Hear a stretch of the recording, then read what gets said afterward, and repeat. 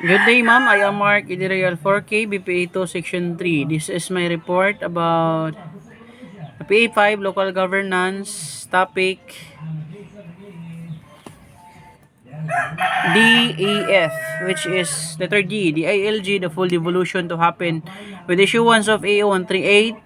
Letter E, 3 decades of devolution in the Philippines, how this has shaped health financing and public financial management for reforms. F, decentralization in the Philippines. G, local governance survey in the Philippines, planning and development coordinator version.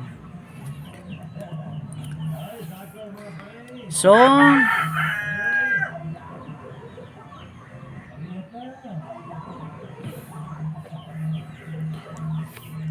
let's start with letter D, the I.L.G full devolution to happen with issuance of EO138. The following, the signing of Executive Order EO number 138 by President Rodrigo Duterte, the Department of the Interior and Local Government or the I.L.G said on Saturday the full devolution of basic services and facilities from the national government to local government units or LGUs will finally begin next year. Pero kani humana ni siya, including the increased share LGUs in all national taxes and revenues. So full devolution kanang ang power gikan sa taas nga i-full nila paingon diri sa local government. Nga ang share sa local government mo taas-taas pod ang share sa taxes. Munang mudako ang era sa awnat na rin na karon sa LGU. With A138, the long cherished goal LGU to finally implement the full devolution of powers and resources mandated by the 1991 Local Government Code will happen under this administration. Under full devolution, many good things are come to LGU's way and the public in general starting next year. The I.L.G Secretary Anyo in the media release, he said, the EO will ensure that the policy decentralization as enshrined in the Constitution and the Local Government Code, as well as the increase in just share in national taxes for LGUs as provided for the Mandanas Garcia ruling of the Supreme Court, will be carried out systematically and smoothly. So, ang katong sa Mandanas ruling, asmis ra gyapon to. Kung sa to siya, mura gyapon. Kay ang sa Mandanas ruling manggod, na-appeal ang sa sa kuan kaning sa customs nga buhis. So nana po i-share ang kuan ang local government.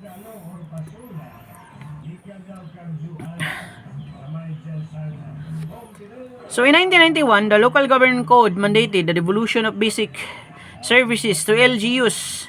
This was anchored by the premises that the LGUs are in better position to address the needs of their constituents and can therefore deliver better services. However, full devolution was never achieved because the funds necessary to implement full devolution were never fully downloaded to LGUs. So, nagyapoy issue, nagyapoy gamay nga problema kay ang funds, ang dire na pod magproblema sa funds nga wala ma-full download sa LGU, so wala ma-hatag sa LGU tanan.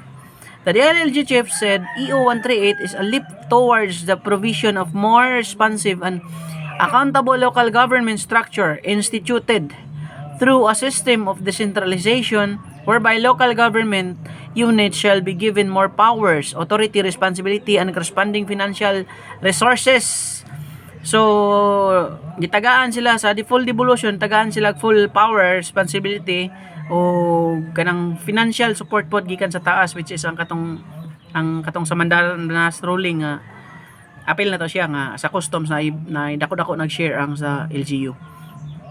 Provinces, cities, and first to third class municipality who have more capacity will enjoy more autonomy in managing their resources. The D.E.F.G will then focus and assist 4 to 6 class municipalities as they will be better equipped to carry out the additional functions and service devolved to them.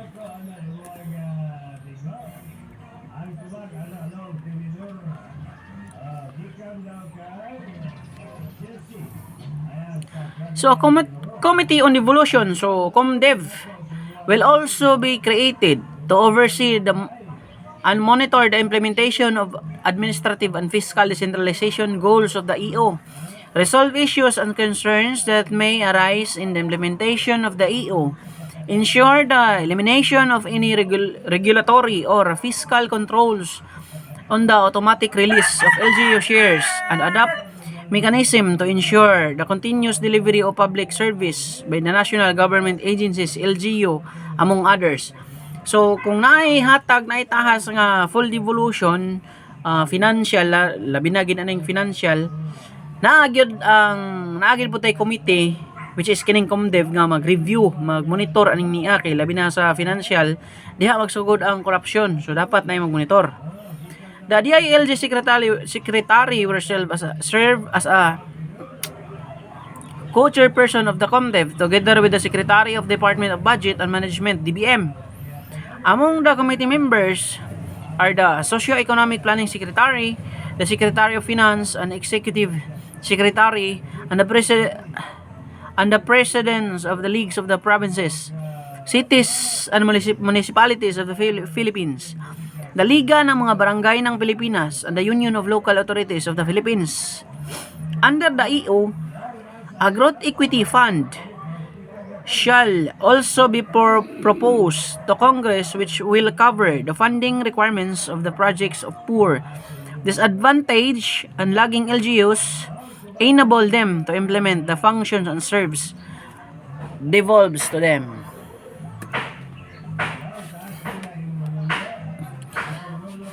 So, letter E. 3 decades of devolution in the Philippines, how this has shaped health financing and public financial management reforms. So, for 3 decades or 30 katuig sa devolution sa atong nasod, there is a reform that typically involves the transfer of different government functions related to sectors such as health from the national government to subnational units. Devolution often entails changes to public financial management units. Devolution often entails changes to public financial management rules, system, and process. Similarly, countries have also initiated health financing reforms such as expanding publicly managed health insurance, eliminating user fees, and introducing performance-based payments to move closer to the goal of achieving universal health coverage. So, kaning universal health coverage, sa una no, kay o walay kwarta, mamatay na lang. Tungod kaya sa kamahal sa ospital, pero karon daghan ang mga program ang government nato nga gatabang sa mga labi nato mga kabos para malisen or mawala ang bayron sa ospital. Mo na siya. While national government exercise a high degree of control over the design of health financing reforms, their implementation in decentralization context is heavily influenced by local politics policies and process of national government units in decentralization systems are often expected to be accountable in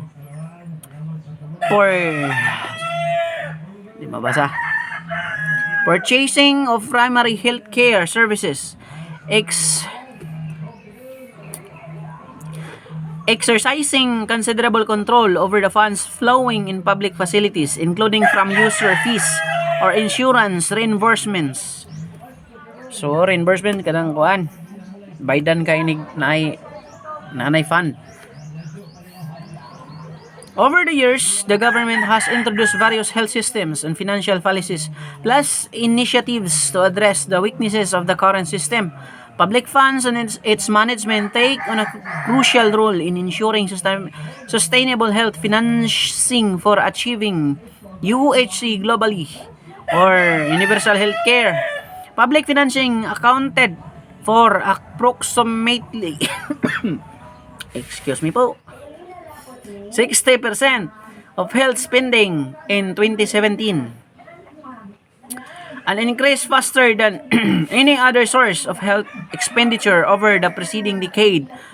The World Health Organization 2019, this has increased recognition by governments and development parties partners regarding the importance of PMF to effective, efficient, and equitable health spending.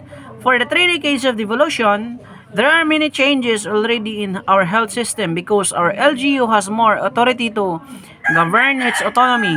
They can add budget for the health sector, etc. The national government creates health offices in every cities, municipalities to provide an accessible free health for everyone. So libre nga libre nga serbisyo sa pagpatambal. It also helps shape the LGU's financial management. LGU has now more power to govern its financial flow. The LGU has the power to lend money from the government financial institution to continue or to start projects. It also helps the LGU to generate more income from taxes, local and national. So, there is a full devolution mo create og kuan nga mo taas ang income sa LGU. Dayon ang LGU pod na puy katungod nga mangutang og kwarta sa mga financial institution sa government-owned financial institution para i-start or itiwas sa project nga nasugdan. So, letter F, decentralization in the Philippines. Decentralization as a concept has two features, political and administrative. While political decentralization involves devolution of powers, so ang pag-transfer powers na siya. Administrative decentralization focuses on concentration of functions. Present trends seems to indicate the recognition of the regional level, not simply as an operational level for administrative decentralization, but as a separate level in the Philippine local government. In most general terms, decentralization may be defined as a state or condition in a local governmental system where there is dispersal of power. So pag-apod-apod sa power ni or authority from the center. On the other hand, centralization is the condition where power and decision making are concentrated in the center. So mo na siya ay sa decentralization.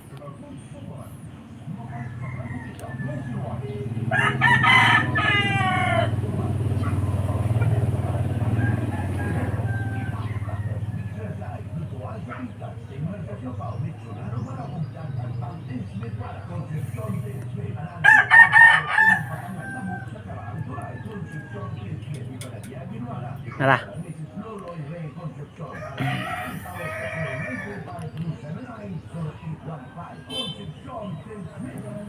So, ang decentralization, siya ay political decentralization, administrative decentralization. Sa political, devolution of powers and local government units, area approach. So, sa administrative decentralization, the concentration of authority to regional units, sectoral approach ni siya. So, dire na punta sa decentralization gyapon. This is what offers generally refers to local autonomy that includes decentralization of powers of the national government. Example, taxation to the local governments. It will be within the general context described above that this paper will discuss the historical debate of decentralization in the Philippines. Political decentralization, sometimes referred as an aerial approach to decentralization. Political decentralization, on the other hand, focuses on the delegation of powers, authority to local government units. It is this general approach to decentralization that is contemplated in the Constitution and various legal issuance or law. The delegation of powers that by the center of local government units. It is also within this context that the concept of autonomy is applied.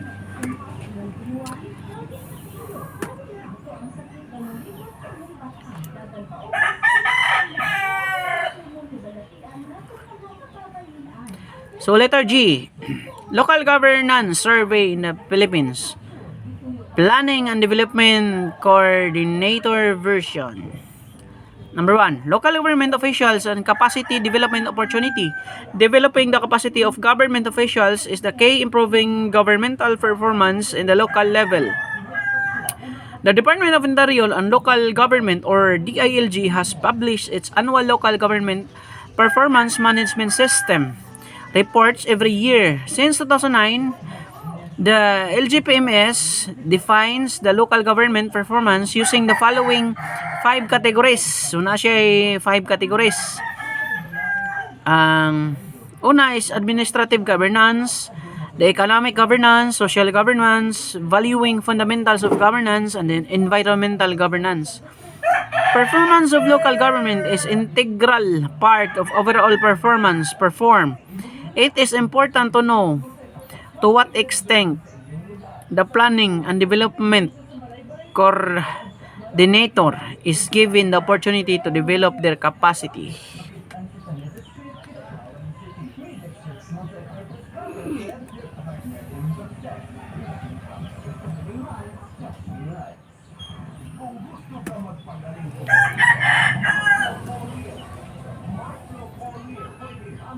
Asa naman to?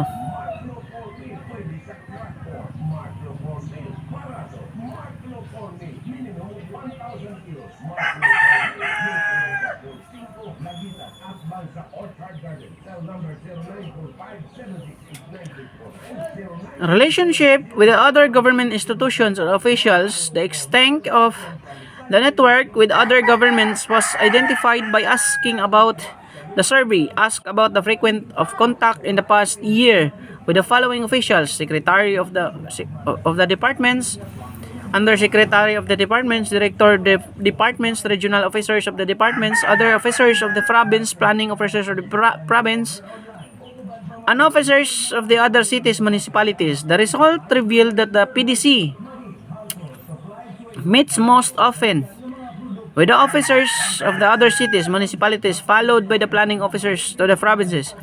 The surveyed PDCs meet with both those officers more than once a month, mostly because they have regular meetings. More than half of the respondents did not have contacts with officials in higher levels of the central government, such as Secretary of the Department of, or the Undersecretary of the departments in the past year. At the central level, about 80% of respondents had contact with directors of central department at least 1 year.